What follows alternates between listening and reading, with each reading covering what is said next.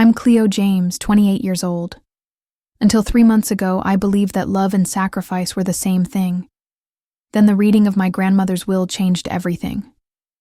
I sat in that lawyer's office, my hands still smelling of the lavender lotion I'd rubbed into Nana's skin for 3 years, and watched my cousin Ivy inherit everything I'd given up my life to protect. My grandmother's final words to me still echo in my mind. "You're the strong one, Cleo. You'll be fine." What she didn't know was that I had been sleeping on her living room couch, bathing her, feeding her, reading to her every single night for 3 years, while my career died and my savings disappeared. But here's what makes this story even more unbelievable. I found something hidden in Nana's bedroom that changes everything I thought I knew about why she really left me nothing. How do you fight for an inheritance when the person who betrayed you is already dead? Before we jump back in, tell us where you're tuning in from, and if this story touches you, make sure you're subscribed, because tomorrow I've saved something extra special for you. I should probably start at the beginning, back when I thought I was making the right choice.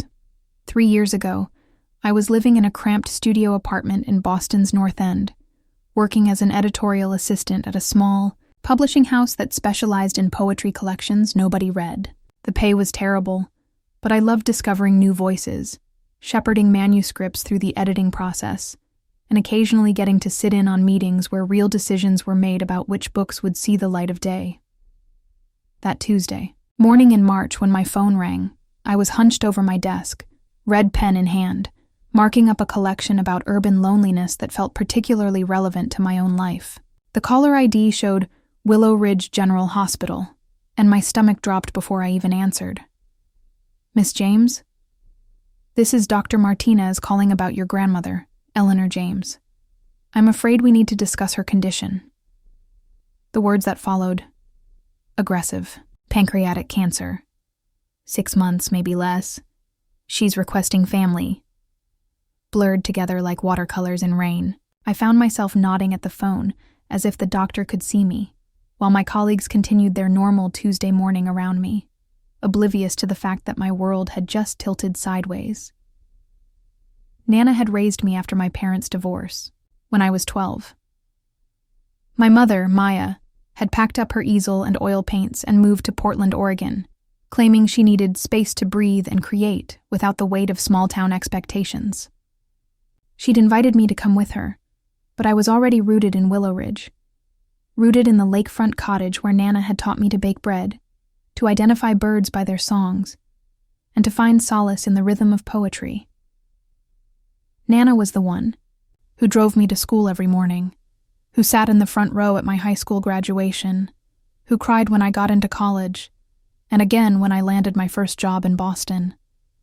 She was also the one who never quite forgave my mother for leaving, though she was too polite to say so directly. Instead, she'd purse her lips whenever Maya's name came up and change the subject to something safer, like the weather or the latest gossip from the Willow Ridge Garden Club. The cottage sat on 3 acres of pristine lakefront property, a 1920s, craftsman-style home with wide porches and windows that caught the light like prisms. Nana had inherited it from her own parents, and it was filled with the kind of accumulated beauty that only comes from decades of careful curation. First edition books, antique quilts, depression glass that caught the morning sun in rainbow, fragments across the kitchen walls. But the real treasure was Nana herself. Eleanor James had been an English professor at the local college for 37 years before her retirement.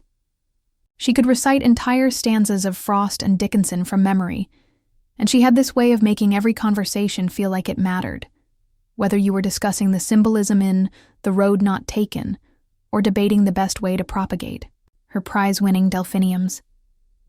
When I called her back that Tuesday afternoon, her voice was steady in that particular way that meant she was working hard to keep it that way. "Oh, darling," she said when I started to cry. "I was hoping they wouldn't call you until I'd figured out a better way to say it. Nana, I'm coming home." "Absolutely not. You have a life in Boston. You have a career. I have a life wherever you are," I said, and I meant it. "I'm coming home." There was a long pause, and I could hear the grandfather clock in her hallway, marking time like it had for my entire childhood. Finally, she sighed. Well, if you're determined to be stubborn, you get that honestly. But I want you to know this isn't what I would have chosen for you. I gave my notice at the publishing house the next day. My boss, a kind woman named Sarah, who had taken a chance on hiring me straight out of college, was understanding but practical. We'll hold your position for 3 months, she said. After that, I can't make any promises. But Cleo, if you need a reference or if this doesn't work out the way you're hoping, you call me. Family is family, but don't sacrifice your whole future unless you're absolutely sure. I was absolutely sure, or thought I was. How could I choose career advancement over the woman who had taught me that love was something you showed up for? Day after day, especially when it was hard. The drive from Boston to Willow Ridge took 4 hours, and with each mile I felt like I was traveling backward through time. The interstate gave way to state highways, which gave way to county roads lined with maple trees and stone walls that had been marking property lines since before the Revolutionary War. When I finally turned into the gravel driveway, the cottage looked smaller than I remembered, but the lake beyond it was exactly as I'd been carrying it in my memory, mirror still, and reflecting the sky like a promise. Nana was waiting for me on the front porch, and the shock of seeing her was almost physical.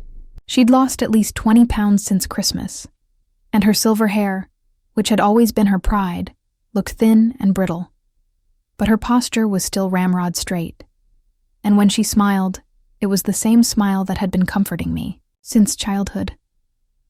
"There's my girl," she said, wrapping me in arms that felt more fragile than I'd expected. "Come on, let's get you settled. I've made your favorite, chicken and dumplings. Though I should warn you, my appetite isn't what it used to be." That first night, lying in my old bedroom with its rose-patterned wallpaper and the twin bed I'd outgrown years ago, I listened to the lake lapping against the shore and told myself I was exactly where I needed to be. I was doing the right thing.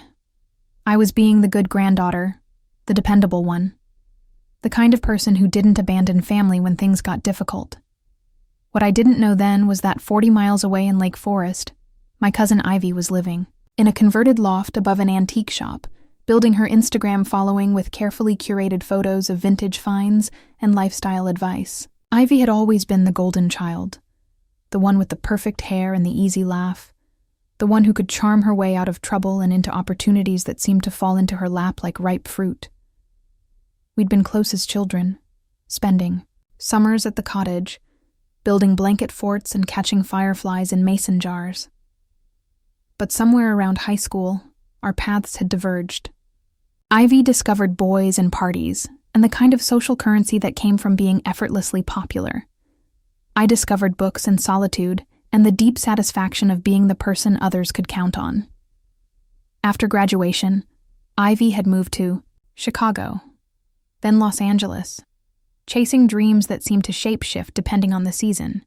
Acting, then modeling, then something vague involving social media and brand partnerships.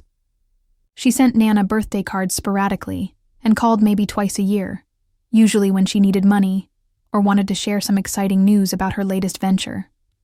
But I was the one who visited every holiday, who called every Sunday, who knew that Nana's arthritis was worse in damp weather and that she liked her coffee strong enough to stand a spoon in. I was the one who would drop everything and drive 4 hours to be by her side when she needed me most. Or so I thought. The cottage welcomed me back like I'd never left. My first morning there, I woke to the sound of Nana moving around the kitchen, and for a moment, I could pretend this was just another summer visit, that I'd go back to Boston in a few weeks with a tan and a cooler full of her homemade jam. But then I saw the pill organizer on the counter, the oxygen tank tucked discreetly beside her reading chair, and reality settled over me like a heavy blanket. "I thought we'd start with a routine," Nana said over breakfast, as if caring for a dying person was just another item on her endless to-do lists. Doctor's appointments Tuesdays and Fridays, physical therapy on Wednesdays. The rest of the time, we can just be ourselves. Being ourselves, it turned out, meant rediscovering the rhythms that had shaped my childhood summers. Morning coffee on the porch while we watched the lake wake up. Afternoon reading sessions where she'd nap in her chair while I worked through the stack of manuscripts I'd brought from Boston, thinking I might be able to freelance edit from home. Evening walks down to the dock when she was feeling strong enough to watch the sunset paint the water in shades of pink and gold. The cottage was full of memories made tangible. Photo albums chronicling 4 generations of summers, recipe cards written in Nana's careful script, books with marginalia that traced her evolving thoughts over decades of rereading. Every corner held some artifact of a life fully lived, and I found myself cataloging them like an archivist, as if I could preserve the essence of this place and this woman through careful attention to detail. But the room that drew me most was her study, a sun-filled space overlooking the garden where she'd graded thousands of papers and written the poetry collection that had been published by a small university press when I was in high school. The walls were lined with books. Not just the classics you'd expect from an English professor, but contemporary poets, young voices, experimental works that proved she'd never stopped learning and growing. Her desk was still organized exactly, the way she liked it, with fountain pens arranged by color in a leather-bound journal where she'd been working on what she called her memory project. Short essays about significant moments in her life, written with the precision and care she'd once brought to her academic work. "I want to leave something behind," she'd explained when I found her working on it one afternoon. Not just for the family, but for myself. A way of saying, this is what mattered. This is what I learned. This is who I was. I thought it was beautiful, this desire to shape her own legacy. I also thought it meant she was thinking about all of us, about how her stories and wisdom would be passed down through the family she'd spent a lifetime nurturing. I had no idea that her real legacy was already written, sealed, and filed away in Mr. Delaney's law office, waiting to rewrite everything I thought I knew about love, family, and the price of being good. The call came on a Thursday morning in early October, 3 months after Nana had passed. I was sitting at her kitchen table, my kitchen table now, or so I'd thought, drinking coffee from her favorite mug and trying to work up the energy to start packing her books. The leaves outside the window had turned the brilliant reds and golds that made Willow Ridge look like a postcard, but I barely noticed. Everything felt muted, like I was looking at the world through frosted glass. "Miss James? This is Harold Delaney from Delaney & Associates. I was your grandmother's attorney. I'm calling to schedule the reading of her will." I'd been dreading this moment, not because I cared about money or property, but because it would make her death feel final in a way that even the funeral hadn't. As long as her will remained unread, I could pretend that some part of her was still making decisions, still taking care of the details that had always been her specialty. "Of course," I said, reaching for the calendar where I'd been tracking the endless administrative tasks that follow someone's death. "When would be convenient? Would next Tuesday at 2:00 work? There are several beneficiaries, so we'll need everyone together." Several beneficiaries. That surprised me, though it probably shouldn't have. Nana had always been generous with the church, with the library, with the scholarship fund she'd established for first-generation college students. I just hoped she'd left enough to cover the cottage's upkeep. The property taxes alone were substantial, and I'd already burned through most of my savings during the months when I couldn't work while caring for her. "Who else will be there?" I asked, though I was pretty sure I knew.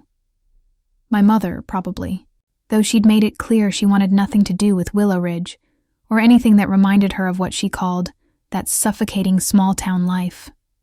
Maybe some of Nana's friends from the garden club or her former colleagues from the college.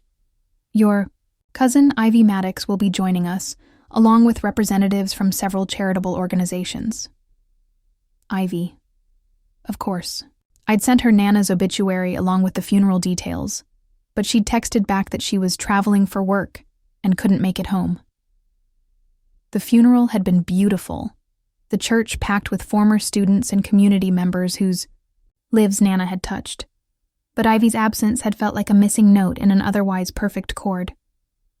"That's fine," I said. though something cold was settling in my stomach. "I'll see you Tuesday." I spent the weekend in a strange sort of limbo, half packing and half procrastinating. Part of me wanted to get the legal formalities over with so I could properly grieve and start figuring out my future. Another part of me was terrified of what Tuesday would bring, though I couldn't have articulated why.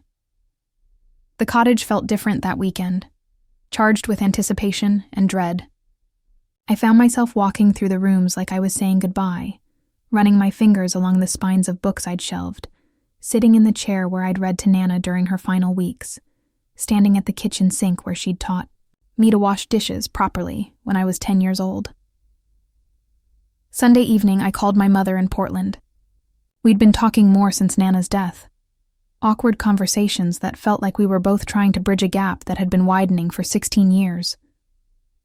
"The will reading is tomorrow," I told her. "I thought you should know." "I'm not coming, if that's what you're asking." "I wasn't asking. I just thought you should know."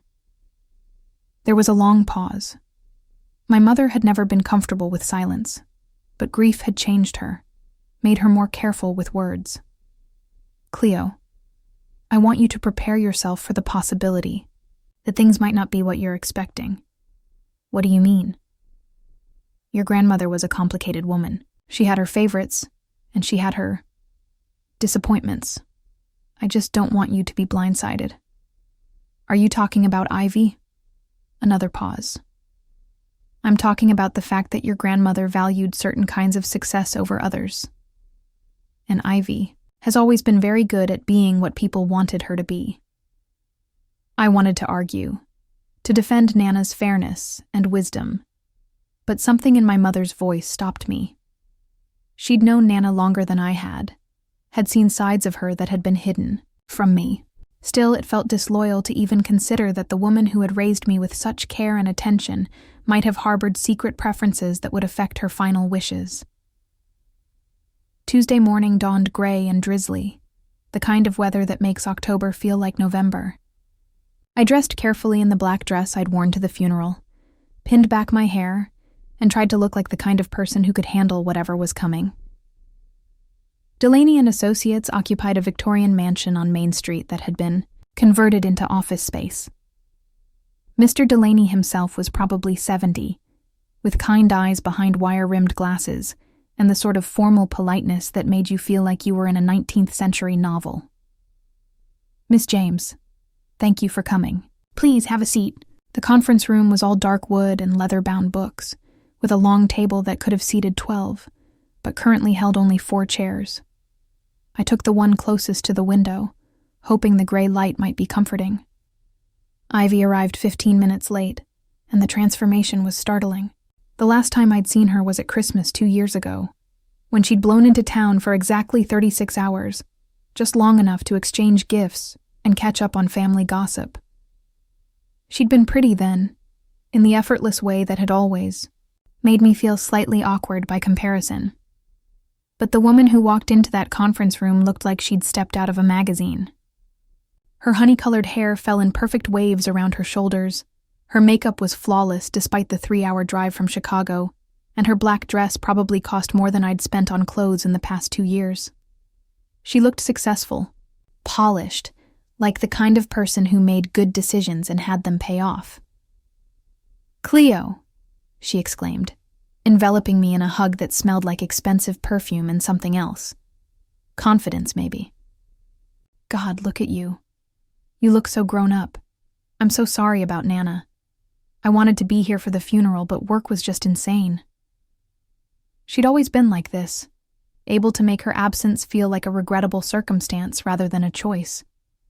And I'd always been like this too, ready to accept her explanations, to make excuses for her, to be grateful for whatever attention she was willing to spare.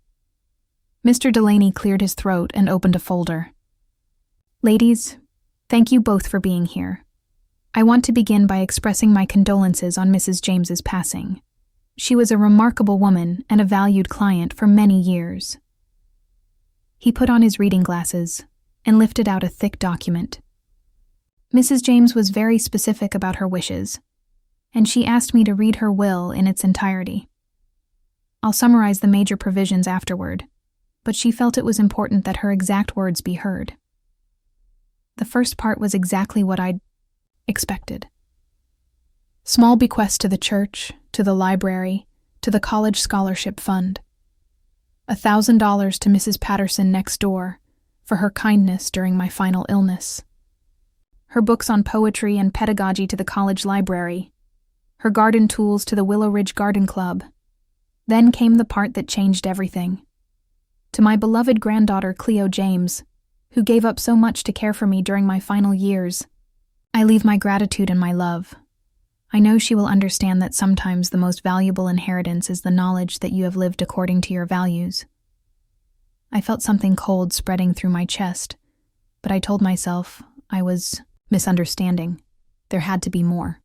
To my granddaughter Ivy Maddox, I leave the remainder of my estate, including the cottage at 247 Lakeshore Drive, all furnishings and personal effects contained therein, my investment portfolio, and all other assets not specifically bequeathed above. The words seemed to hang in the air like smoke. I could hear the clock on the wall ticking, could hear Ivy's sharp intake of breath, could hear my own heartbeat pounding in my ears. Mr. Delaney continued reading, but I stopped listening. The remainder of my estate, the cottage, all furnishings, and personal effects. Everything I'd been living with, caring for, preserving for 3 years. All of it going to someone who hadn't even bothered to visit. When he finished reading, the silence stretched until it became unbearable. "I don't understand," I said finally, my voice sounding strange and far away.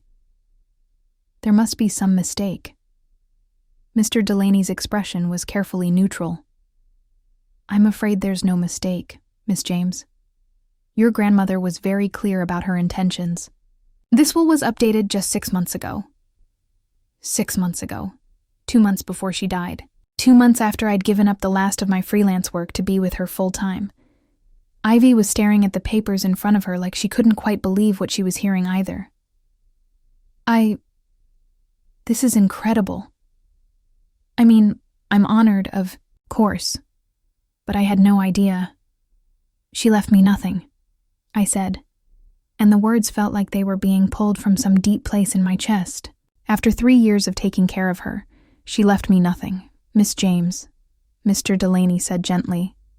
"Your grandmother did leave you something. Perhaps not what you were expecting, but she spoke of you often, and she was very proud of the sacrifice you made. She felt that your care for her was its own reward. Its own reward. I thought of the job I'd given up, the apartment I'd lost, the savings I'd spent, the relationships that had withered during the months when I couldn't be anywhere but at Nana's bedside.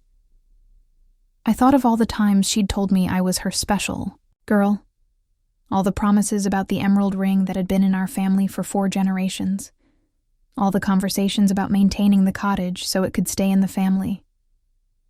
The emerald ring, I said suddenly, remembering. She always said the emerald ring would be mine. Mr. Delaney consulted the papers again. "I'm afraid the ring is included in the bequest to Miss Maddox, along with all other jewelry and personal effects." I looked at Ivy, who was still staring at the will, like it might disappear if she looked away. She was going to inherit everything: the cottage, the books, the furniture that had been in our family for generations, even the ring that Nana had let me wear for my high school graduation. Photos. "Cleo," Ivy said softly, "I had no idea she was going to do this. I'm as shocked as you are." But she didn't offer to share anything. She didn't suggest that maybe this wasn't what Nana really wanted. She just sat there looking shocked and beautiful, and successful, like someone who deserved to inherit lakefront property and family heirlooms and the accumulated treasures of a life I'd helped preserve. I stood up so quickly my chair scraped against the floor. "I need to go." "Miss James, wait," Mr. Delaney called after me. "There are some practical matters we need to discuss." But I was already walking toward the door, my legs unsteady and my vision blurring. I couldn't stay in that room another second. Couldn't listen to them discuss the practical matters of dismantling my life. Couldn't watch Ivy pretend to be surprised while she inherited everything I'd sacrificed to protect. The last thing I heard before the door closed behind me was Ivy saying, "Maybe we should give her some time to process this. Process this. Like grief was something you could organize and file away. Like betrayal was just another emotion to work through on your way to acceptance."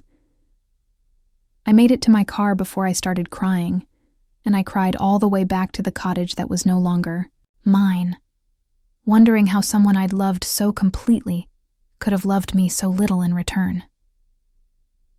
I spent that first night after the will reading sitting in Nana's chair, the velvet armchair that was now technically Ivy's, staring out at the lake and trying to make sense of what had happened.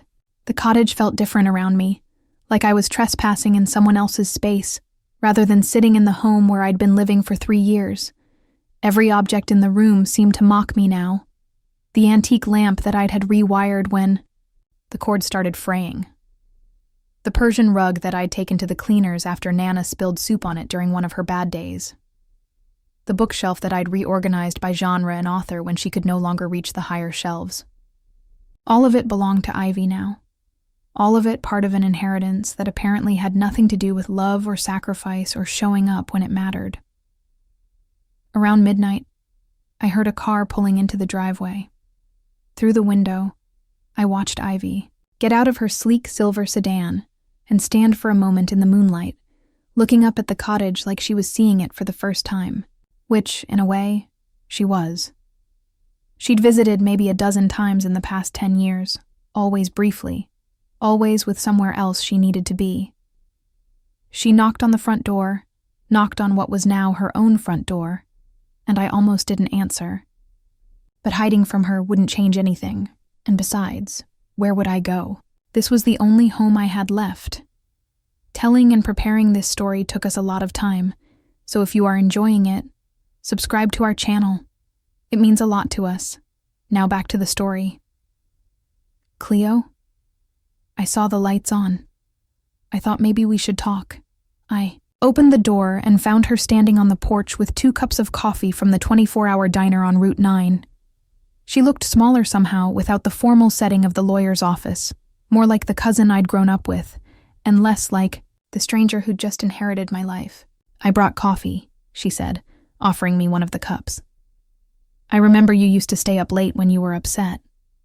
It was such a normal gesture, such a reminder of the relationship we'd had before today changed everything, that I felt my composure crack a little.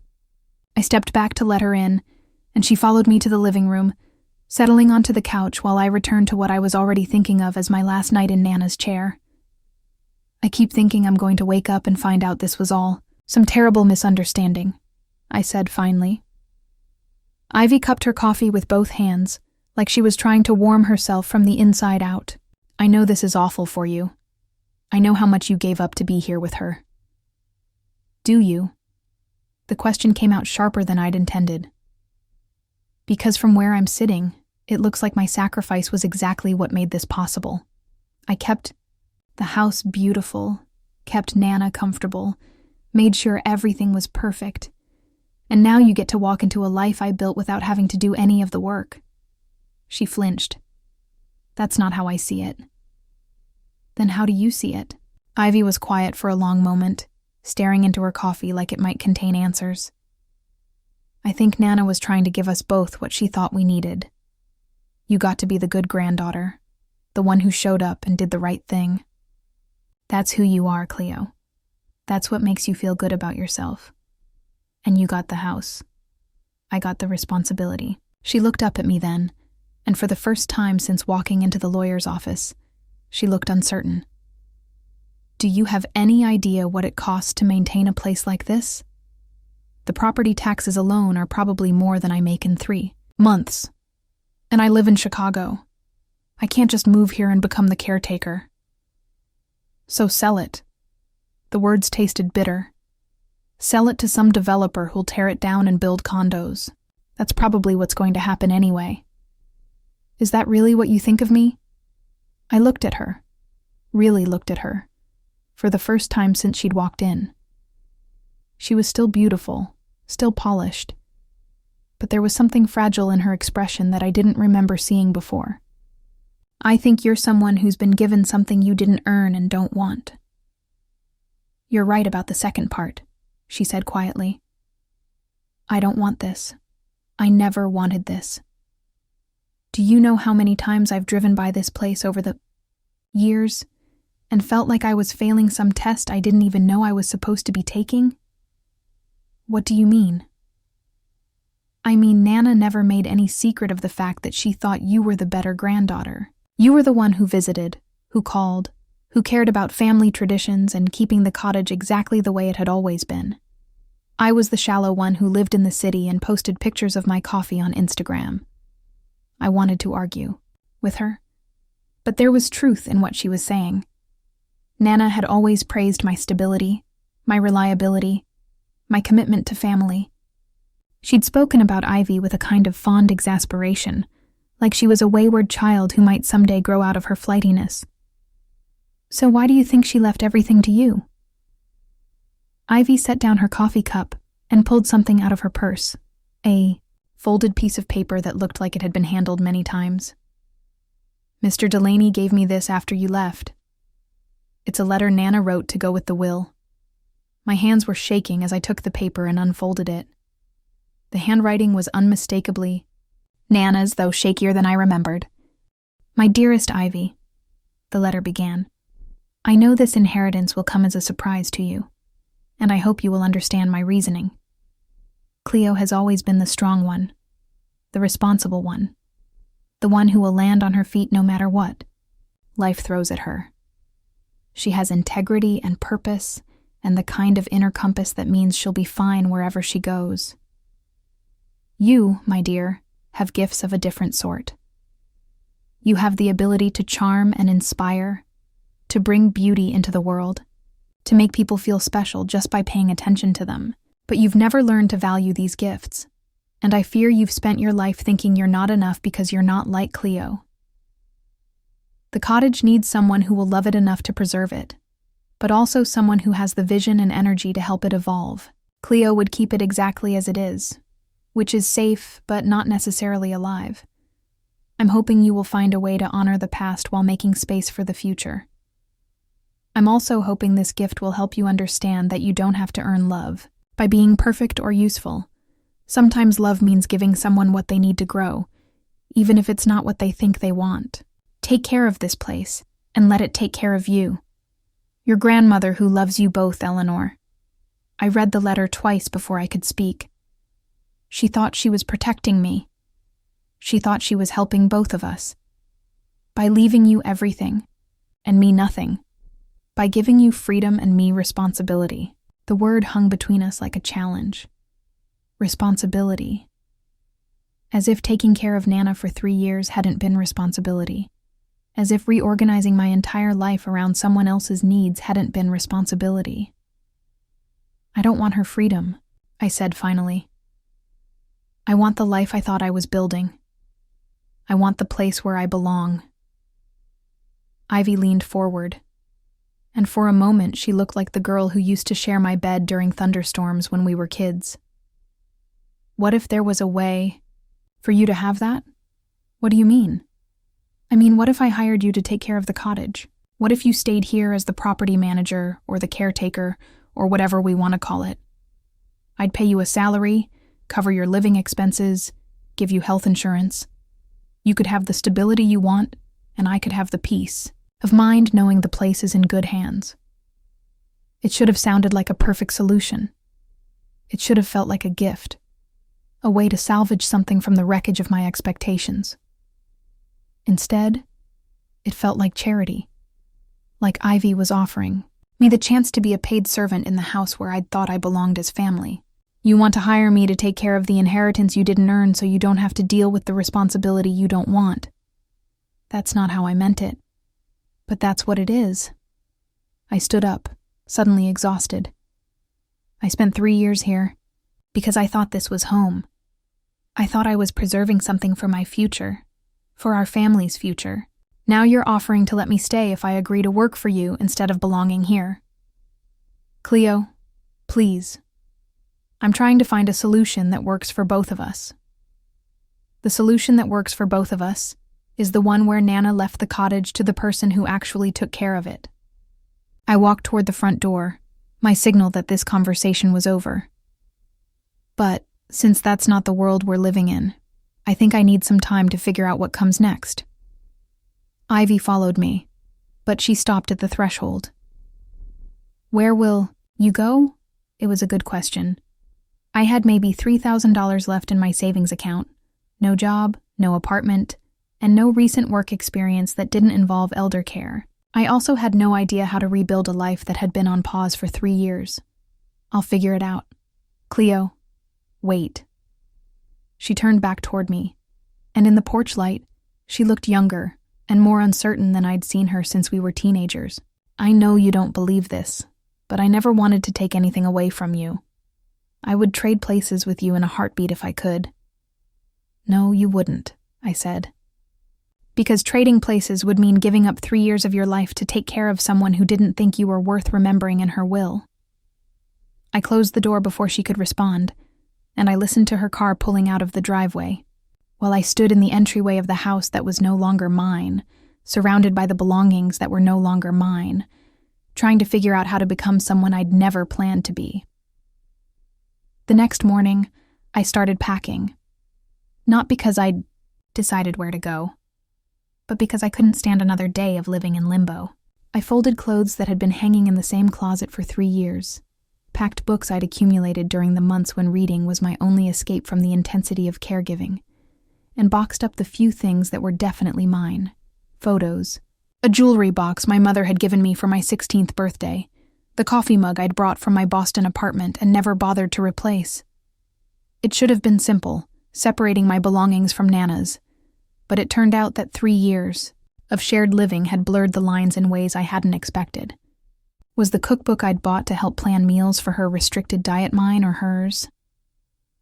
What about the heating pad I'd purchased for her arthritis but had sometimes used myself?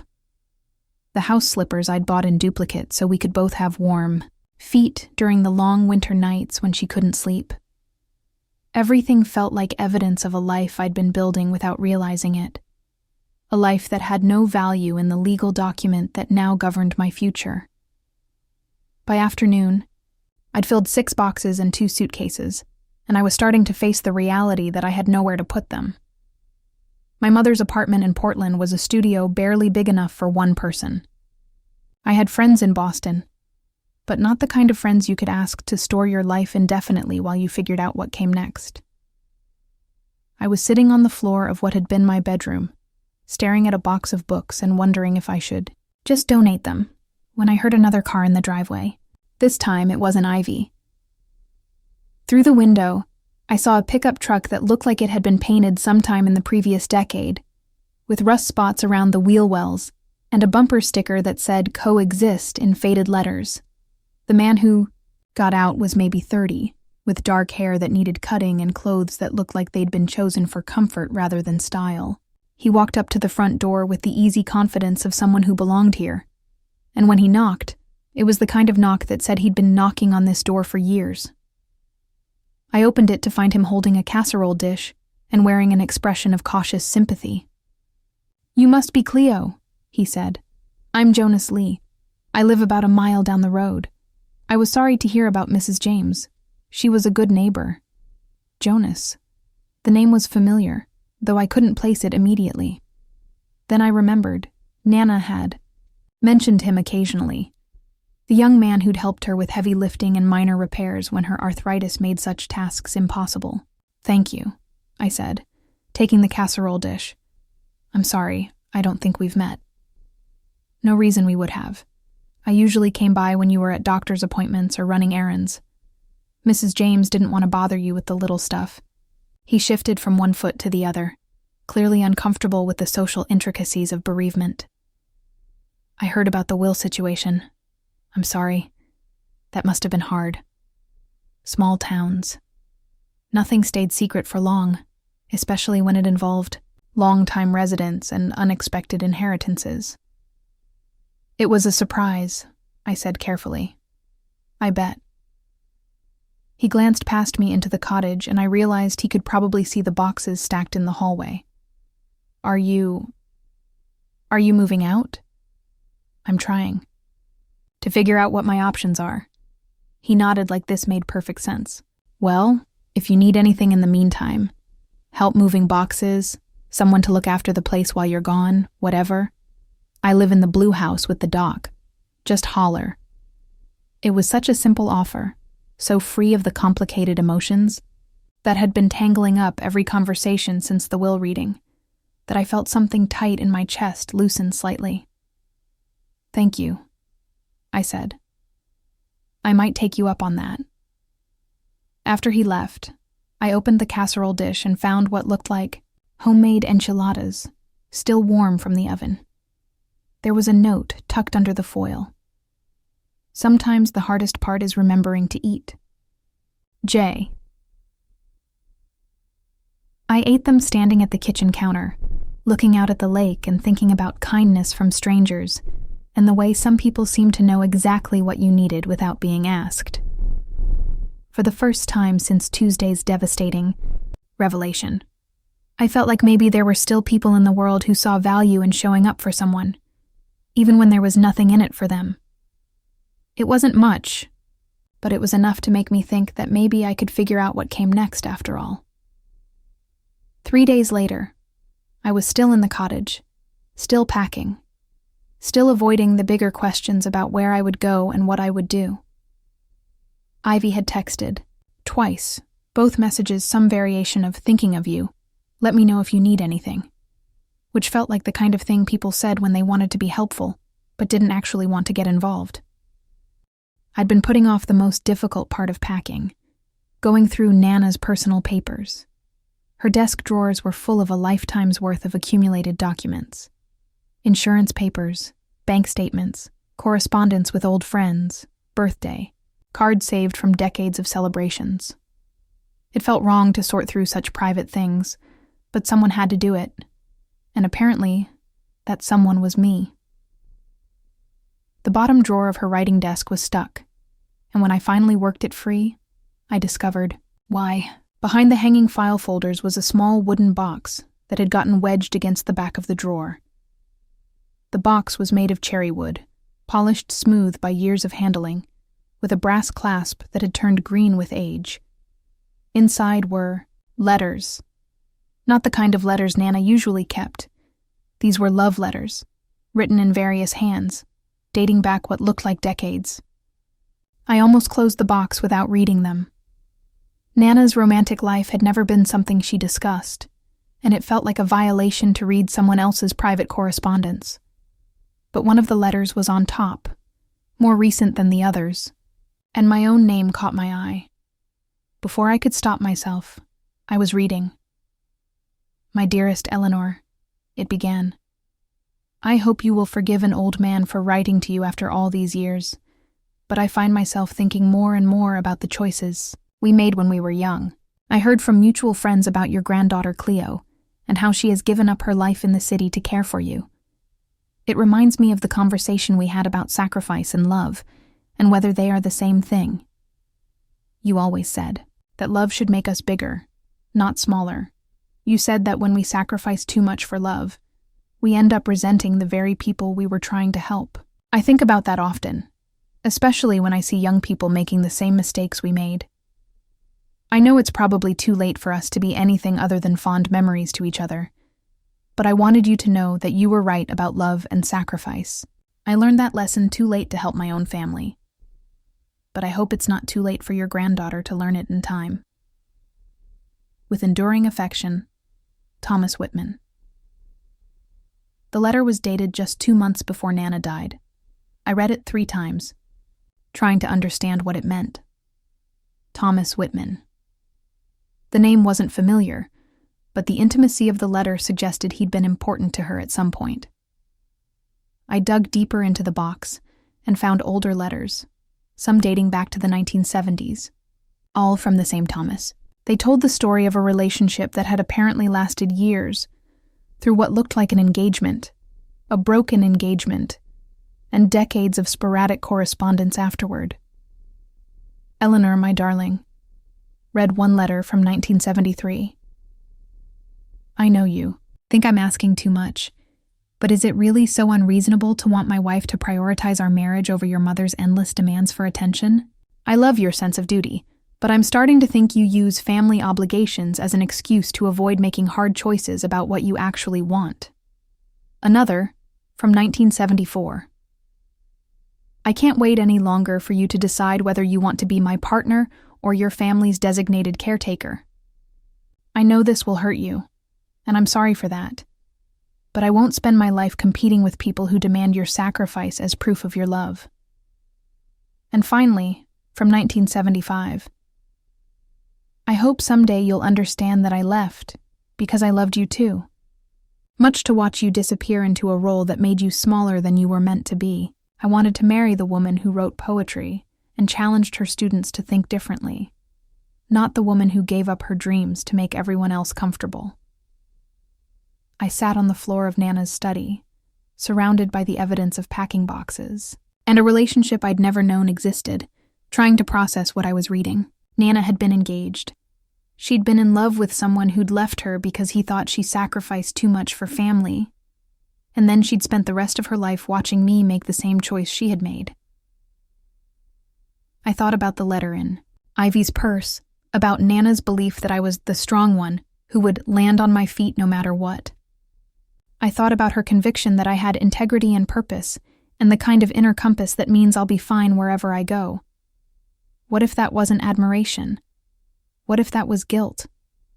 What if she'd left everything to Ivy not because she loved me less, but because she was trying to save me from a life of dutiful sacrifice that had cost her the love of her life? I was still sitting on the floor, still holding Thomas Whitman's letters, when I heard a truck in the driveway.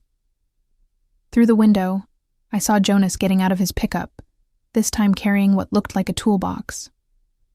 "Sorry to bother you," he said when I answered the door. "I noticed yesterday that the porch railing was coming loose.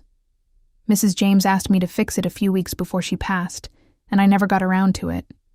Thought I should take care of it now before someone gets hurt." "Oh, thank you." I stepped back to let him onto the porch. "I don't know if I should authorize repairs, though. The cottage belongs to my cousin now." He glanced at me, and there was something in his expression that made me think he understood more about the situation than his casual offer of help had suggested. "Well, loose railings are a safety issue. I think even your cousin would want that fixed, don't you?" I watched him work, replacing screws and testing the stability of the railing with the kind of focused attention that suggested he'd done this sort of thing many times before. He was methodical but not slow, and he had the easy competence of someone who was comfortable with tools and physical problems that had clear solutions. "How long did you know my grandmother?" I asked when he paused to wipe sweat from his forehead. "About 5 years, I guess. I moved here after college. Bought the house down the road from a guy who was retiring to Florida. Mrs. James brought me a welcome casserole the first week I was here, and we just sort of became friends." "What did you study in college?" "Music therapy, if you can believe that. Turns out there's not a huge demand for music therapists in rural Wisconsin, so I do handyman work to pay the bills and play guitar at the Moose Lodge on weekends." He grinned. "Not exactly the career path my parents had in mind when they paid for 4 years at UW-Madison, but it makes me happy. Music therapy. It explained something about his manner, the way he seemed comfortable with emotional complexity and unafraid of other people's pain." "Did you ever treat elderly patients?" "Some. There's good research about music, helping with memory and cognitive function." "Why?" I found myself telling him about the letters, about the relationship I'd never known Nana had, about the growing suspicion that her will had been motivated by something more complicated than favoritism or disappointment in my life. "Choices. She was trying to save me," I said finally. "She saw me making the same mistake she'd made, choosing duty over my own life, and she was trying to force me to make a different choice." Jonas had finished with the railing and was packing up his tools, but he'd been listening with the kind of attention that made it easy to keep talking. "Do you think she was right?" "About what?" About you sacrificing too much.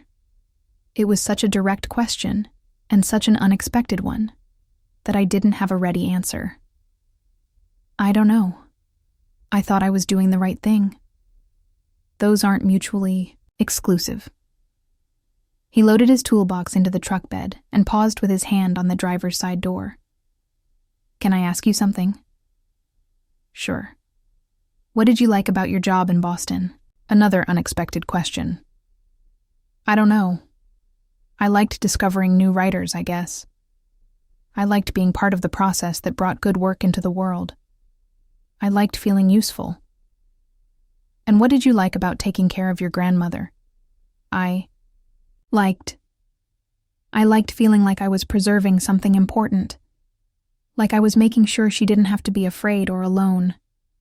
Like I was giving back to someone who had given me so much. So both jobs were about taking care of things that mattered to you. I guess. The difference is that one of them paid you and came with health insurance and opportunities for advancement, and the other one cost you everything you'd saved and left you with nothing to show for it except the knowledge that you'd done the right thing. It was a brutal way to put it, but it wasn't wrong. When you say it like that, it sounds like I made a terrible decision. Not terrible. Just expensive. He got into the truck and rolled down the window. For what it's worth, I think your grandmother was trying to give you permission to make decisions based on what you want instead of what you think you owe people. After he left, I sat on the newly repaired porch railing and thought about wants versus obligations, about the life I'd had in Boston and the life I'd built here, about the difference between love and sacrifice, and whether they had to be the same thing. The sun was setting over the lake, painting the water in shades of pink and gold that had been comforting me since childhood. I'd always thought this view was part of my inheritance, part of what connected me to generations of family who had sat on this porch and watched this same sunset. Now I understood that it might have been part of my trap instead. My phone rang, interrupting my thoughts. The caller ID showed my mother's number. "How are you holding up?" she asked without preamble. "I'm confused," I said honestly. "I found some letters today. Did you know Nana was engaged before Grandpa?" There was a long pause. "To Thomas Whitman." "Yes, I knew. Why didn't you ever tell me?" "Because it wasn't my story to tell. And because I thought it might help you understand why she was so hard on me when I left your father." "What do you mean?" "I mean your grandmother spent 40 years regretting the choice she made to put family duty ahead of personal happiness. She stayed in Willow Ridge, married your grandfather on the rebound, and spent the rest of her life wondering what would have happened if she'd been brave enough to choose love over obligation. But she loved Grandpa. She did. But she loved Thomas first, and more, and differently. Your grandfather was a good man, but he was the safe choice. Thomas was the choice that would have required her to be selfish for once in her life. I thought about the man I'd never met who had died when I was 3, about the gentle grandfather who had taught me to fish and never seemed to expect more from life than what he had. He'd been steady and kind and undemanding, exactly the kind of person who would appeal to someone who was tired of complicated relationships and emotional intensity. Is that why you left Dad? Because you were afraid of ending up like her? I left your father because I was 26 years old, and I felt like I was disappearing into someone else's idea of who I should be. I left Willow Ridge because every time I looked around, I saw examples of women who had made themselves smaller to fit into lives that didn't really fit them. And you left me because I left you because you were 12 years old, and you seemed happy with your grandmother. And I was falling apart in ways that wouldn't have been good for either of us. Her voice got softer. I also left you because I was afraid I'd teach you to think that running away was the answer to every problem that felt too big to solve. Did it work, running away? Sometimes. I've had a good life, Cleo. I've had relationships that mattered, work that challenged me, experiences that made me glad to be alive. I've also spent 16 years feeling guilty about the daughter I left behind and the mother I disappointed. And now? Now I think maybe your grandmother was trying to give you what she couldn't give herself, permission to leave. After I hung up, I walked down to the dock and sat at the edge, letting my feet dangle in the cool water. The lake was perfectly still, reflecting the first stars like scattered diamonds. This place had been my refuge since childhood, the spot where I came to think through problems and find peace in the rhythm of small waves lapping against the shore. But tonight, instead of feeling connected to something larger than myself, I felt small and stuck and limited by my own inability to imagine a different life. I'd spent 3 years here not just taking care of Nana, but taking care of the idea of Nana, the version of myself that was dutiful and reliable and good. I'd been so focused on being the right kind of granddaughter that I'd forgotten to ask myself what kind of person I actually wanted to be. The irony wasn't lost on me. Nana had tried to force me to choose my own life by leaving me out of her will, but I was still here, still taking care of her cottage, still putting her wishes ahead of my own even though she was gone. Maybe the real inheritance wasn't the cottage or the books or the emerald ring. Maybe it was the permission to finally ask myself what I wanted, independent of what anyone else needed from me. The question was, after 3 years of defining myself through caregiving, did I even remember how to want things for myself? I found the letter by accident. I was packing up Nana's bedroom, trying to work my way through her dresser drawers with the mechanical efficiency that grief had taught me, when I knocked over her jewelry box. Rings and earrings scattered across the hardwood floor, and I spent 10 minutes crawling around collecting them, crying a little at the familiar weight of pieces I'd seen her wear my whole life. The emerald ring, my emerald ring, the one I'd thought would be mine, was nestled in a small velvet pouch at the bottom of the jewelry box. I held it up to the afternoon light streaming through the bedroom window, watching the stone catch fire in shades of green I'd loved since childhood. Someday Ivy would wear this ring, maybe to parties in Chicago or Los Angeles, maybe to events where no one would know it had been passed down through 4 generations of women who had loved it enough to preserve it. That's when I noticed that the bottom of the jewelry box sat higher than it should have, as if there was something underneath the velvet lining. I pressed the corners until I found the spot that gave way, revealing a hidden compartment just big enough to hold a single, folded piece of paper. The paper was creamy white stationery, expensive stuff that Nana had always used for important correspondence. My name was written on the outside in her careful script, and below it, in smaller letters, "To be opened only if you find this." My hands were shaking as I unfolded it. "My dearest Cleo," it began, "if you are reading this, it means you have discovered my hiding place, which means you are probably going through my belongings with the thoroughness I taught you to bring to every task. It also means that the will has been read, and you know about my decision to leave the cottage to Ivy. I imagine you are hurt and confused, and I wish I could be there to explain in person. But some conversations are too important to leave to chance. There are things about our family that you deserve to know, things that I hope will help you understand why I made the choices I did. First, about your mother. Maya didn't leave Willow Ridge because she was selfish or irresponsible, as I may have led you to believe over the years. She left because I pushed her away. When she was your age, she was engaged to a young man named David Chen, an artist she'd met in Chicago. David was talented and kind, but he wasn't from Willow Ridge, and I was afraid that if Maya married him, she would move away, and I would lose her. So I did what family matriarchs have been doing for generations. I made her choice as difficult as possible.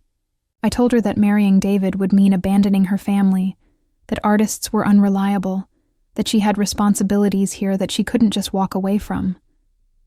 I made her feel guilty for wanting a life that didn't revolve around taking care of me and preserving family traditions. Maya chose duty, just as I had chosen duty 30 years earlier when I gave up Thomas Whitman. She broke up with David, married your father instead, and spent the next 12 years becoming more and more bitter about the life she'd settled for.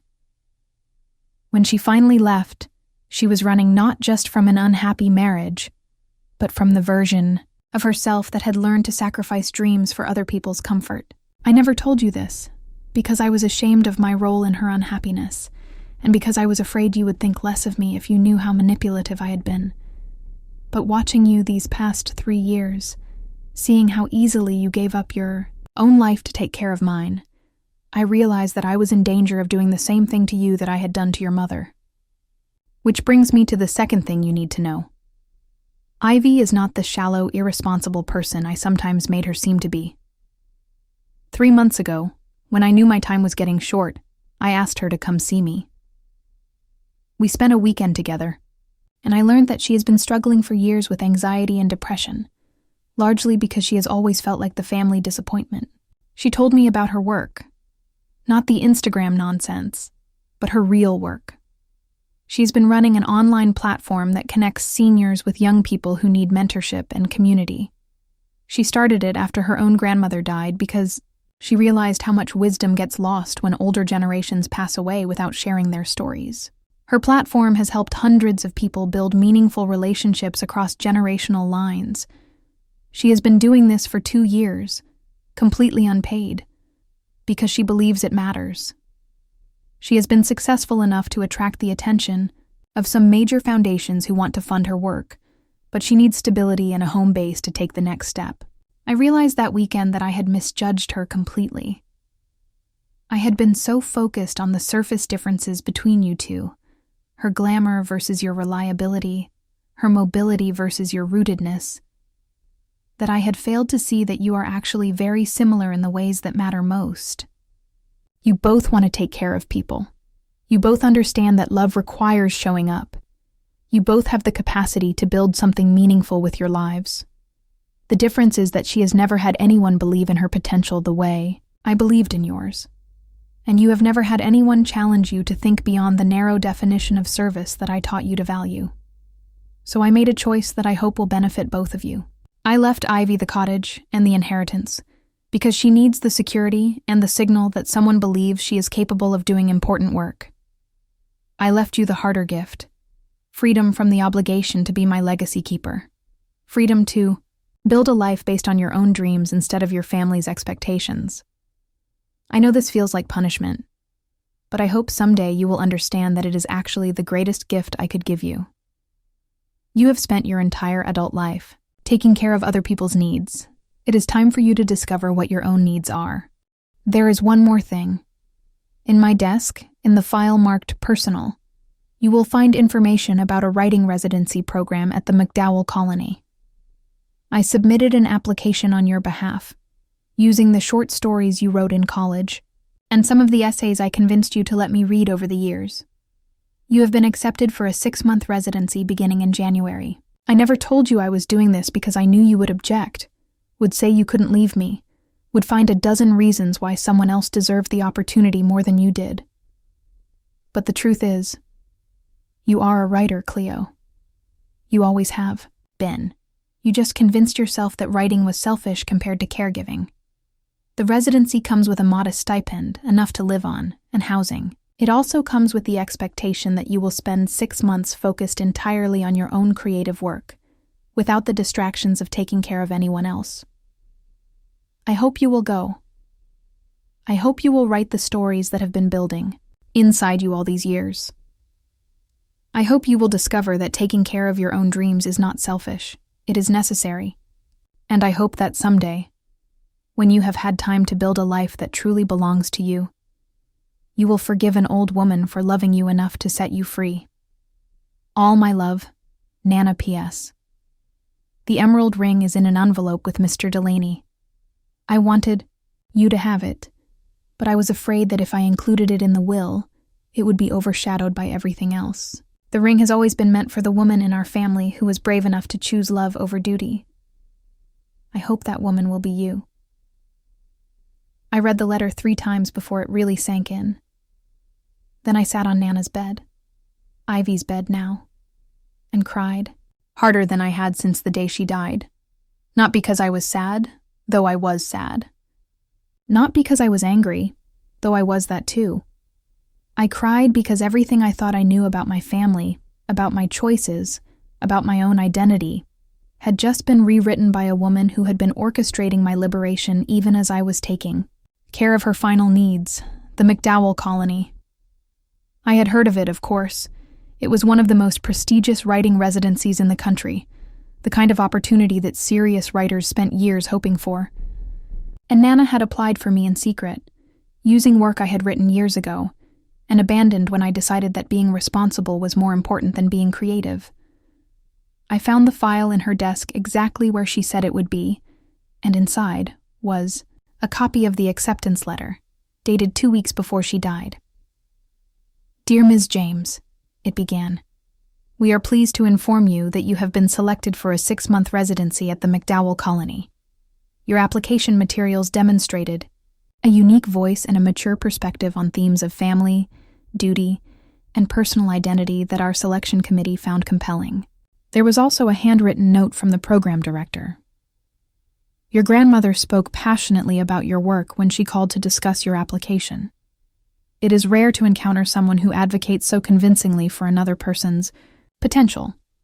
We hope you will take advantage of this opportunity to develop the writing practice she so clearly believes you are capable of sustaining." Nana had called them. She had spent time convincing strangers that I was worth investing in, even while I was convinced that my own dreams were secondary to her immediate needs. I thought about the stories I had written in college, the essays I had shared with her over the years when she asked about my creative work, in that careful way that suggested she took it more seriously than I did. I thought about the journals I had kept during her illness, not just recording medical information, but trying to capture the strange beauty of those final months, the way terminal illness clarified what mattered and stripped away everything that didn't. I had been writing all along, I realized. I had just been calling it something else. My phone rang, startling me out of my thoughts. It was Ivy. "Hey," she said, and her voice sounded different, less polished, more tentative. "I was wondering if we could talk. There are some things I need to tell you about the weekend I spent with Nana, things that might help explain why she made the choices she did." "I know," I said. "I found a letter." "A letter?" "Hidden in her jewelry box. She told me everything. About your work, about Mom and David Chen, about the McDowell Colony." I paused, trying to find words for the tangle of emotions I was feeling. "She also told me that the emerald ring is with Mr. Delaney, waiting for me." "Oh." Ivy was quiet for a long moment. "So you know she was trying to help both of us." "I know she was trying to do what she thought was best. I'm still figuring out how I feel about it." "Can I come over?" "I think there are some things we should discuss in person." An hour later, we were sitting on the porch, watching the late afternoon light turn the lake into molten gold. Ivy looked different than she had at the will reading, less put together, more human. She was wearing jeans and an old sweater, and her hair was pulled back in a simple ponytail that made her look like the cousin I remembered from childhood. "I need to tell you about my conversation with Nana," she said without preamble. "The weekend I came to visit, 3 months ago. She asked me to come because she wanted to know what I was really doing with my life, beyond what she saw on Instagram." "And you told her about the mentorship platform?" I told her everything, about how I started it, because I missed my other grandmother, my dad's mom, and realized how much I regretted not spending more time with her before she died. About how I've been working 18-hour days trying to build something meaningful, while pretending on social media that my life is effortless and glamorous. She pulled her knees up to her chest, making herself smaller. I also told her about the panic attacks, about the depression, about how I've been struggling financially because I won't take corporate sponsorships that don't align with my values. I told her I felt like the family screw-up, like everyone expected me to be shallow and irresponsible, so I just played the part. What did she say? She said she was proud of me. She said she'd been wrong to judge me based on surface things, and that she was sorry for not seeing who I really was. Ivy wiped her eyes with the back of her hand. She also said she was worried about you. Worried about me? She said you were the most capable person she knew, but that you'd never learned to be selfish in healthy ways. She said you were so focused on being good that you'd forgotten to ask yourself what would make you happy. I thought about the years I'd spent defining myself through other people's needs, about the way I'd made caregiving into a kind of identity that left no room for personal desires or creative ambitions. She told me she was going to leave me the cottage, Ivy continued, and she asked me to make sure you knew it wasn't because she loved you less.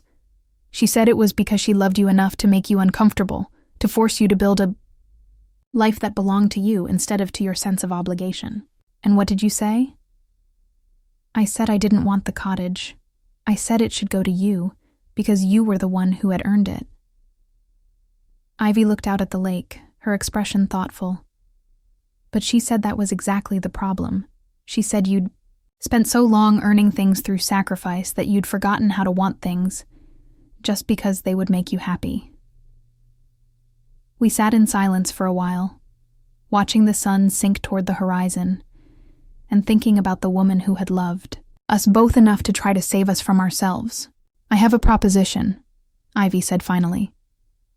What if we shared it? Shared what? All of it. The cottage, the inheritance, the responsibility. What if I moved here for 6 months while you're at McDowell, and we used this place as the base for my mentorship platform? I could rent out the studio apartment over the garage to visiting mentors, host retreats and workshops, turn this into a kind of intergenerational community center. She turned to face me, and in the fading light, she looked hopeful and nervous and utterly sincere. Then when you come back from the residency, we could figure out what comes next together. Maybe you'd want to stay and write here. Maybe you'd want to go somewhere else. But either way, you'd have a home base and a support system and a cousin who finally understands what family is supposed to look like.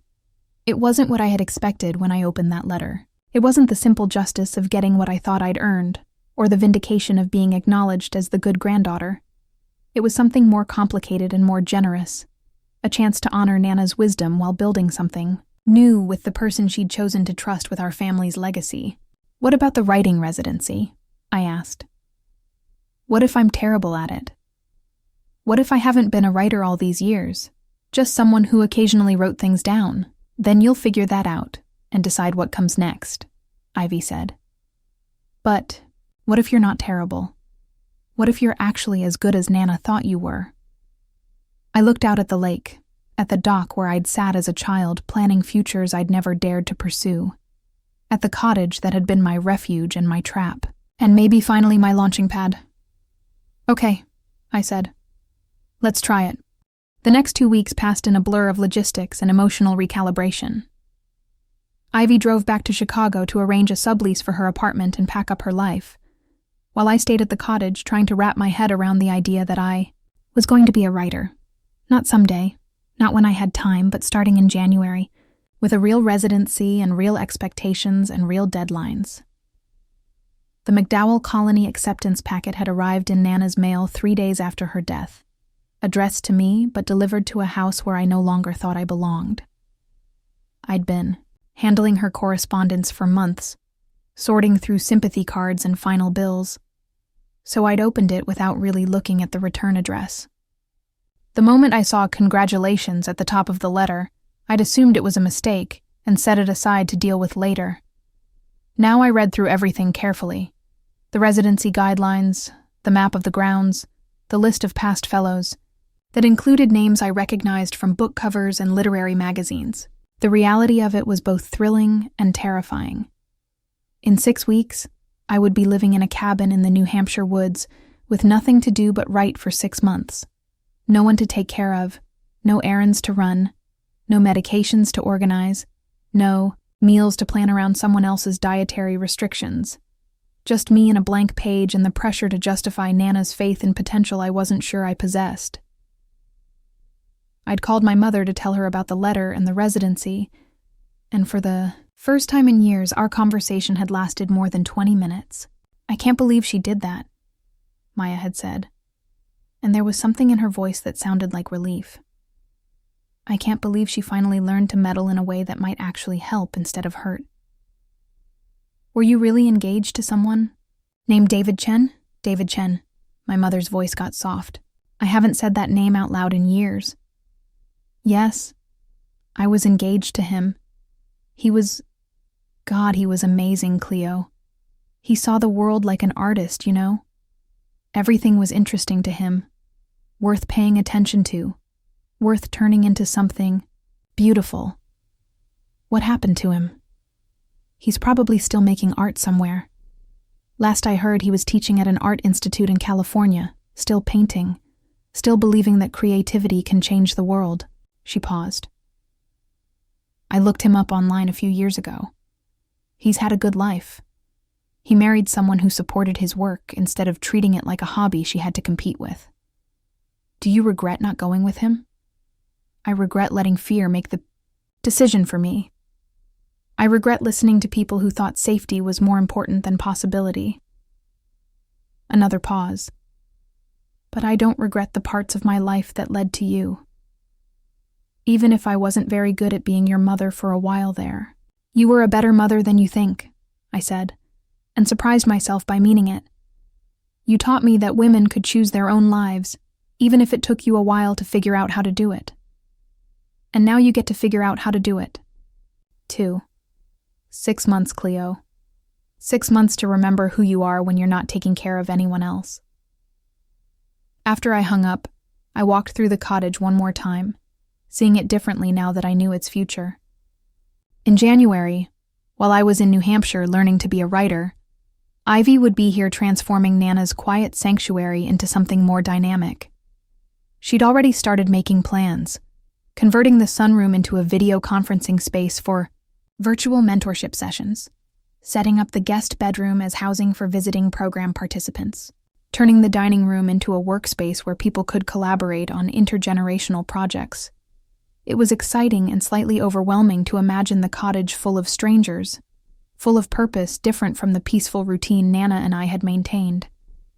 But it was also right somehow.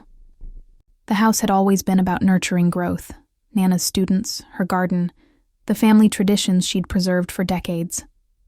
Now it would nurture growth in a different way, connecting people across generational lines and creating the kind of community that Ivy's platform had been building online.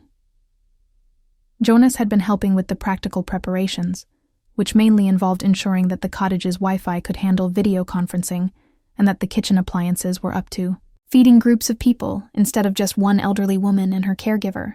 He'd also volunteered to keep an eye on things while both Ivy and I were in transition, checking on the property during the weeks when Ivy was still traveling back and forth from Chicago. You know, he said one afternoon while we were testing the internet speed in different rooms. I've been thinking about your grandmother's letter. Which part? The part about choosing love over duty. I think there's something people misunderstand about that choice. I looked up from my laptop, where I'd been trying to figure out whether the upstairs bedroom got enough signal for video calls. What do you mean? I think people assume that choosing love means choosing the easy thing, or the selfish thing. But sometimes choosing love is harder than choosing duty, because love requires you to be brave in ways that duty doesn't. How so? Jonas sat down on the edge of the bed, careful not to jostle the laptop. Duty is about meeting other people's expectations. Love is about creating something new with someone, even when you can't predict how it's going to turn out. That sounds terrifying. Yeah, it does. He grinned. Which is probably why your grandmother spent 40 years regretting the choice to play it safe. I thought about Thomas Whitman's letters, about the relationship that had apparently been passionate, enough to survive decades of separation and regret. Do you think she was right to leave everything to Ivy? I think she was right to force you to choose something for yourself, instead of just accepting what seemed like the responsible option. He paused. The question is, what are you choosing? It was a good question, and one I'd been avoiding thinking about too directly. The residency was 6 months, but what came after that? Did I want to come back to Willow Ridge and build a writing life here? Did I want to go back to publishing, maybe with a better understanding of what I wanted from a career? Did I want something else entirely? Something I hadn't even considered yet? I don't know, I said honestly. For the first time in my adult life, I don't know what comes next, and I think that might be the point. Sounds like freedom to me. Sounds like terror to me. Those are basically the same thing, aren't they? That evening, I called Mr. Delaney to ask about the emerald ring. He apologized for not mentioning it during the will reading and asked if I could come by his office the next morning. Your grandmother left very specific instructions about this, he said. She wanted to make sure you understood the significance of the gesture. The next morning, I found myself back in the conference room where my life had been upended 2 weeks earlier. But this time, Mr. Delaney was smiling when he handed me a small velvet box. Your grandmother wanted me to give you this along with another letter. She said the ring should be presented properly, with the full story of what it represents. Inside, the box was the emerald ring, exactly as I remembered it, but also somehow more beautiful than it had seemed when I'd found it in Nana's jewelry box. The emerald was surrounded by small diamonds, and the setting was delicate enough to be elegant without being flashy. It was the kind of ring that looked like it had stories to tell. The letter was brief. Dearest Cleo, this ring belonged to my grandmother, who gave it to me on my wedding day, with the instruction that it should be passed to the woman in our family who was brave enough to choose love over convenience. I have carried it for 40 years, waiting for the right moment to pass it on. That moment is now. The ring is not an engagement ring. It is a promise ring, a reminder that you are worth loving, worth choosing, worth building a life around. Wear it as a symbol of your commitment to yourself, to your own happiness, to the possibility that the most important love story of your life might be the one you write about your own becoming. Love always, Nana. I slipped the ring onto my right hand, and it fit perfectly. Of course it did. Nana had probably checked the size years ago, probably planned this moment long before I had any idea it was coming. She also wanted me to give you this, Mr. Delaney said, handing me a thick manila envelope. It's information about the cottage, including all the property records, tax information, and maintenance histories. She said you'd need to understand the practical realities, regardless of what decisions you and Miss Maddox make about the inheritance. Driving home with the ring on my finger and the envelope on the passenger seat, I felt like I was carrying the weight of 4 generations of women who had loved and lost and chosen and regretted and found ways to survive their own decisions. But I also felt lighter somehow, like I'd been given permission to stop carrying guilt about choices that had never really been mine to make. That afternoon, Ivy called to say she'd found a subletter for her Chicago apartment and would be moving to Willow Ridge permanently in 2 weeks. I've been thinking about what you said, about not knowing what comes after the residency, she said. What if that's okay? What if not knowing is actually the most honest place to start? What do you mean? I mean, what if we both spent so long trying to be what other people needed that we never figured out what we actually want? What if the cottage becomes a place where people can come to figure that out? It was an interesting idea, turning Nana's sanctuary into a place where people could wrestle with questions about purpose and direction and the difference between obligation and choice. Like a retreat center? Sort of. But more personal than that. More about real relationships and long-term support than just weekend workshops. Ivy's voice was getting excited, the way it used to when we were kids planning elaborate games or summer adventures. What if we created a place where people could take sabbaticals from their lives, the way you're doing with the residency, but with more structure and community support? You want to turn our family cottage into a place where people come to have quarter-life crises?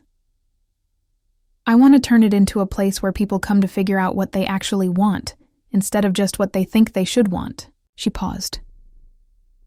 I think that's what Nana was trying to give us. A chance to want things for ourselves. Maybe we could help other people do the same thing. After we hung up, I walked down to the dock and sat watching the sunset reflect off the water in shades of pink and gold that had been comforting me since childhood. In 6 weeks, I would leave this place for the first time in 3 years, not because I was running away from something, but because I was moving toward something I couldn't yet fully imagine. The emerald ring caught the light as I moved my hands, sending small rainbows across the water. I thought about the woman who had worn it first, about the choices she had made and the stories she had carried, about the way love and courage and regret could be passed down through generations like heirlooms. I thought about Nana, who had spent 40 years regretting a choice, and then spent her final months orchestrating a different kind of choice for the granddaughter she loved enough to disappoint.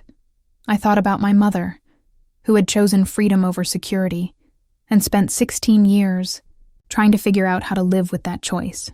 I thought about Ivy, who had been building something meaningful while pretending it didn't matter to her, and about Jonas, who had left a conventional career path to create a life that actually made him happy.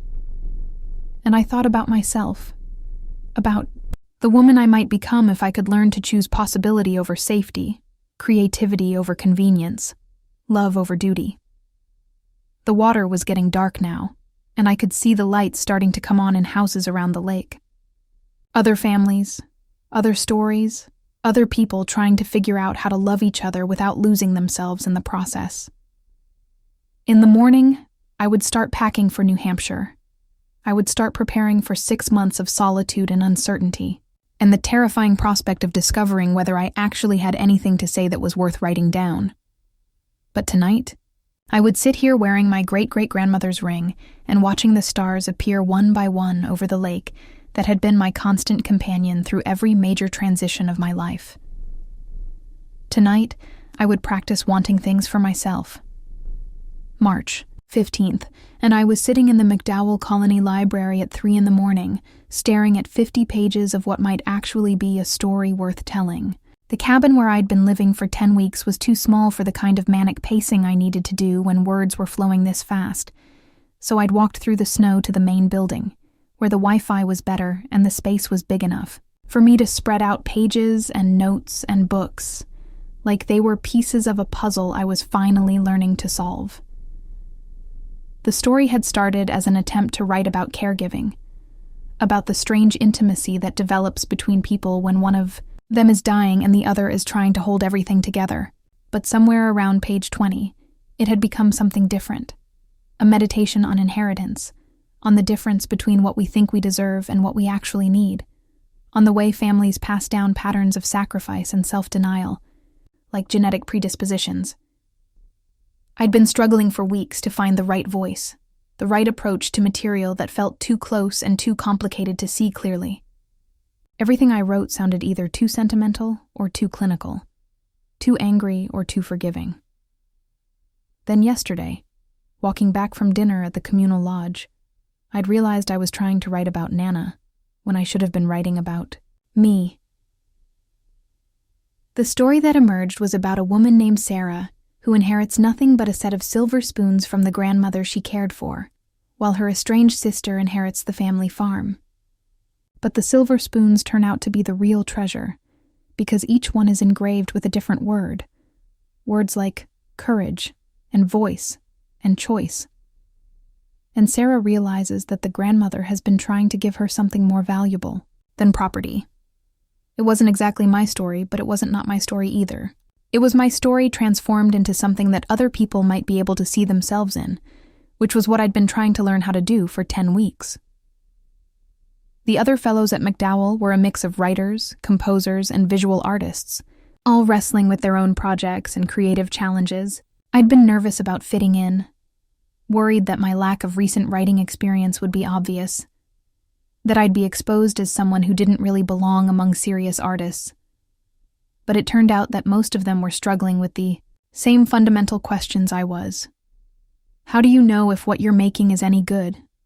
How do you balance artistic ambition with practical concerns? How do you stay motivated when the work is hard and the audience is uncertain?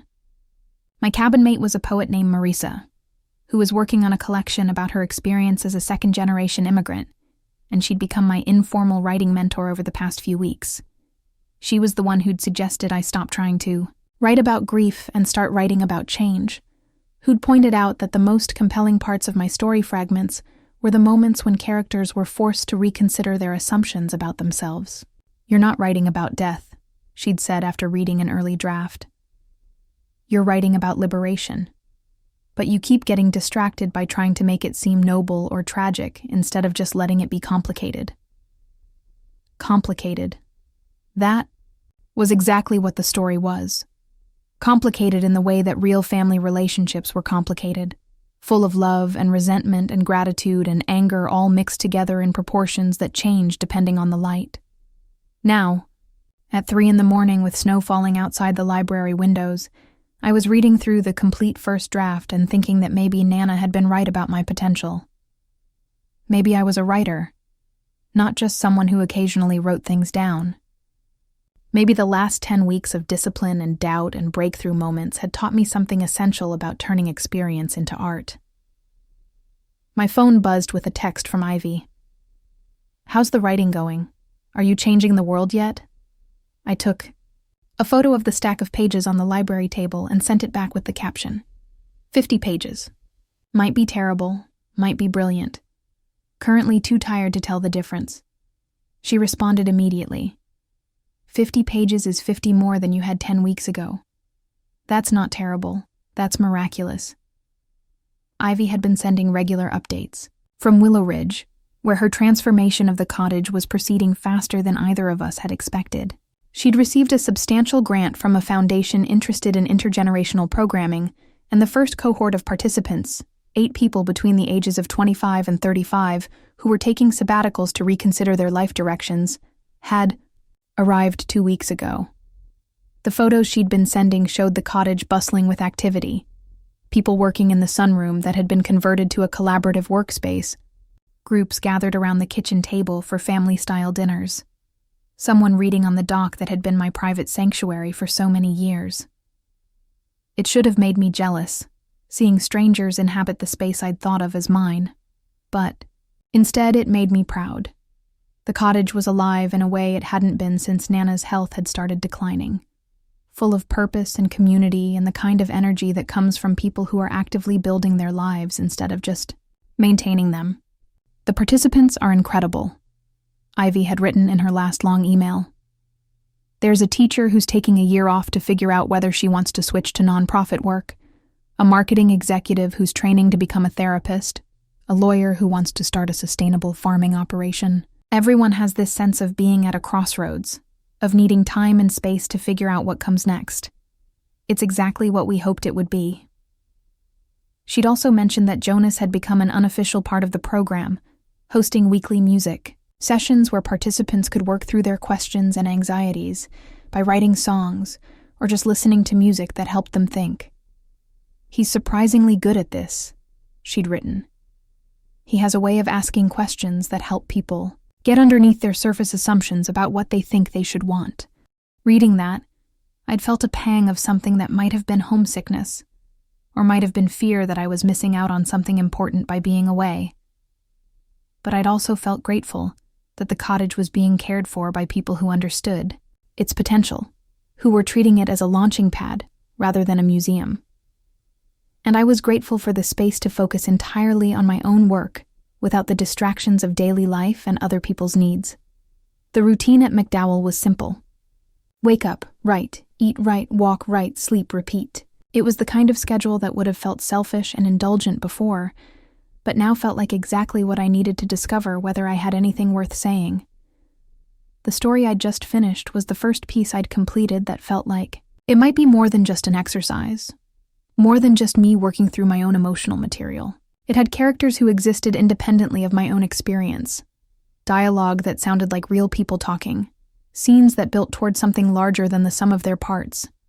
It was also the first piece I'd written that felt like it honored both the difficulty and the beauty of caregiving, without romanticizing sacrifice or making everyone into either saints or villains. Sarah, the protagonist, was allowed to be angry about her inheritance, while also recognizing the wisdom in it. The grandmother was allowed to be both loving and manipulative, both generous and controlling. The sister who inherited the farm was allowed to be genuinely surprised and grateful, rather than scheming and entitled. Everyone in the story was allowed to be human, which felt like a breakthrough after months of trying to figure out how to write about my own family without either demonizing or idealizing anyone. I packed up my pages and notes and walked back to my cabin through the snow.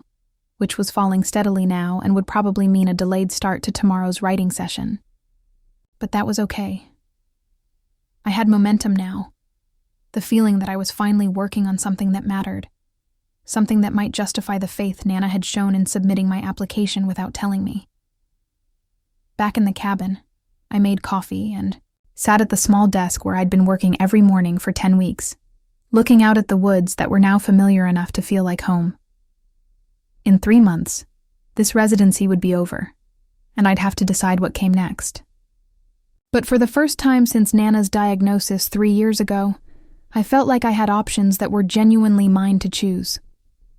I could go back to Willow Ridge and build a writing life there, maybe teaching workshops for Ivy's program participants, or finding freelance editing work that would let me stay connected to the publishing world while pursuing my own projects. I could try to move back to Boston or New York, armed with new confidence in my abilities and a clearer sense of what I wanted from a career in publishing. I could apply for MFA programs, or other residencies, or fellowships that would let me continue focusing on writing for a while longer.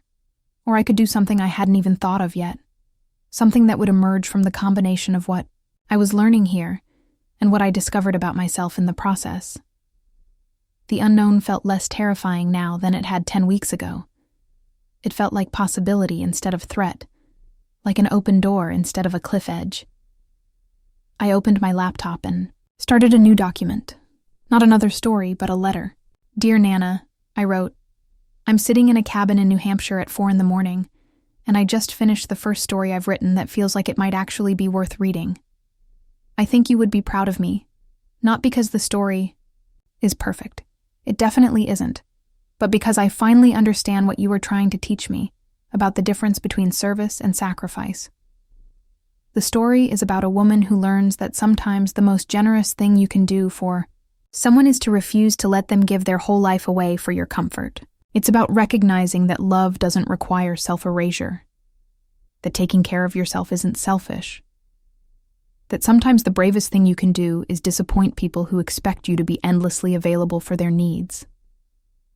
I think I'm finally understanding what you meant about choosing love over duty. Duty is about meeting other people's expectations, but love is about seeing people clearly enough to know what they really need, even when it's not what they think they want. You saw that I needed permission to be selfish, to put my own dreams first for once, to discover what I was capable of when I wasn't constantly managing someone else's crisis or comfort. And you were brave enough to give me that permission in the only way I would have accepted it, by making it impossible for me to keep choosing the familiar sacrifice. I'm still figuring out what comes next, but I'm not afraid of not knowing anymore. I'm learning to trust that wanting things for myself isn't dangerous, that building a life around my own values and interests isn't betraying the people who raised me to be caring and responsible. I think that's what you wanted, for me to understand that caring for myself is caring for others, because it means I can show up authentically instead of just dutifully. It means I can offer my real gifts instead of just my endless availability. The Moi cottage is thriving under Ivy's care, full of people who are learning the same lesson I'm learning here, that taking time to figure out what you actually want is not selfish, it's necessary. Thank you for seeing that we both needed different kinds of support to become the people we were meant to be. I'm wearing the emerald ring as I write this, and every time I see it, I remember your promise that it would go to the woman in our family who was brave enough to choose love over convenience.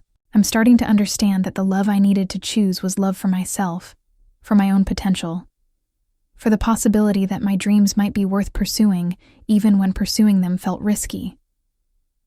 I love you, and I forgive you for loving me, enough to break my heart so you could give me my life back. Your grateful granddaughter, Cleo.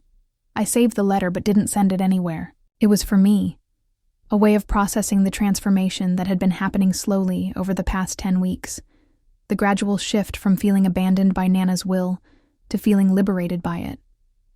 Outside, the snow was still falling, and the woods were perfectly quiet in the way that only happens in the deep middle of winter.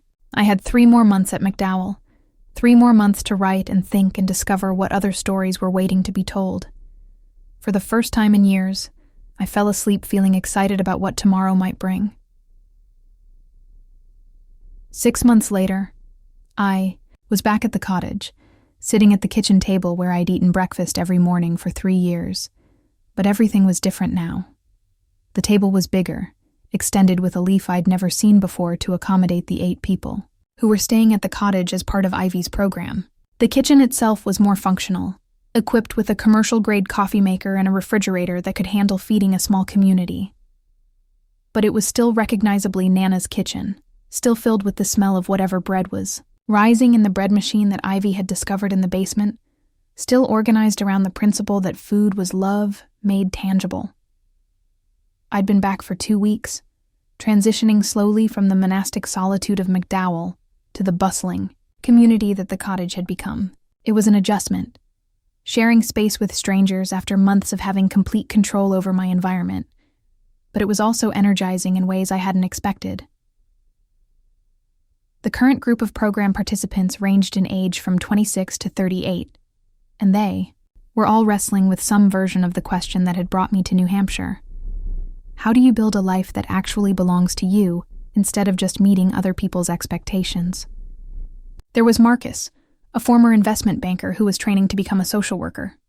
Chen, a software engineer who wanted to start a nonprofit focused on digital literacy for seniors. Aisha, a marketing executive who was exploring whether she wanted to go back to school for environmental law. Maya, coincidentally sharing my mother's name, who had left her job as a high school principal to figure out whether she wanted to switch to adult education or start her own consulting practice. Each of them had taken a sabbatical of some kind, saved up enough money to cover their basic expenses for 6 months to a year, and come to Willow Ridge to think through their options with the support of other people asking similar questions. Ivy had created a structure that was part retreat, part residency, part group therapy, with workshops on practical issues like career transitions and financial planning, mixed with more philosophical conversations about values, purpose, and the difference between ambition and fulfillment.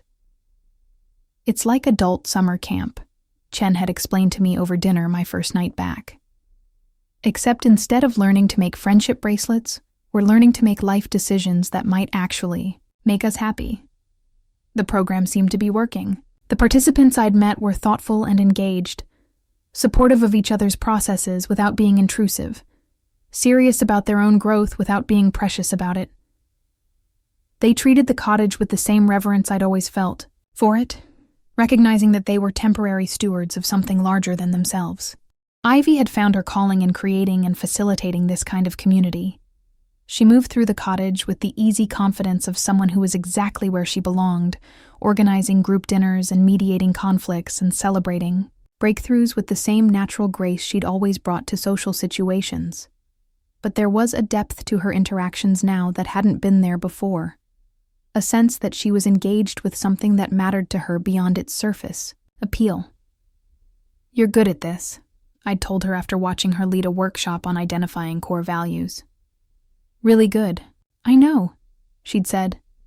And there was no arrogance in it, just the simple satisfaction of someone who had discovered a match between their abilities and their interests. I think I was always good at helping people feel special, but I never knew how to use that skill for something meaningful. Now I do. The cottage itself had been transformed in ways that honored its history while making space for its new purpose. Nana's books were still on the shelves, but they'd been supplemented with titles on career development, life design, and personal growth. Her furniture was still there, but it had been rearranged to facilitate group conversations and collaborative work. The formal dining room had become a quiet workspace where people could retreat when they needed solitude, while the living room had become the heart of community life. The most dramatic change was in Nana's study, which had been converted into a writing room. Ivy had installed a large conference table surrounded by comfortable chairs, and the walls were covered with whiteboards where people could map out their ideas and plans. It was still lined with books, but now they were resources for people who were actively building new chapters of their lives instead of just preserving old ones. My own writing was continuing to evolve. The story I'd finished at McDowell had been accepted by a literary magazine, my first publication in a professional venue, and I was working on a collection of linked stories about families and inheritance, and the way love gets passed down. Through generations, I'd set up a small office in the cottage's sunroom, where I could write while still being part of the community that was forming around me. It was a different kind of writing life than I'd imagined for myself, more collaborative, and less isolated than the stereotype of the writer alone with her thoughts. But it was working. Having other people around who were actively pursuing their dreams made it easier to take my own dreams seriously, and the conversations that happened naturally in a house full of people making major life changes often sparked ideas for stories or insights about character development. Jonas had become an integral part of the program, leading weekly music sessions that functioned as both creative outlet and group therapy. He'd also become something more than a friend to me. Though we were taking things slowly, both aware that the ground under our feet was still shifting as we figured out what our lives were going to look like. "I like watching you write," he'd said the evening before, finding me at my desk in the sunroom as the sun was setting over the lake. "You look like you're having conversations with people I can't see." "I am, sort of. The characters feel real when I'm writing them." "That's how I feel about songs sometimes. Like they exist somewhere already, and I'm just trying to find them." We'd walk down to the dock together, continuing a conversation about creativity and craft that had become a regular feature of our evenings together. It was easy to be with him, comfortable in the way that suggested we were building something sustainable rather than just enjoying a temporary attraction. But more than that, he understood the life I was trying to create.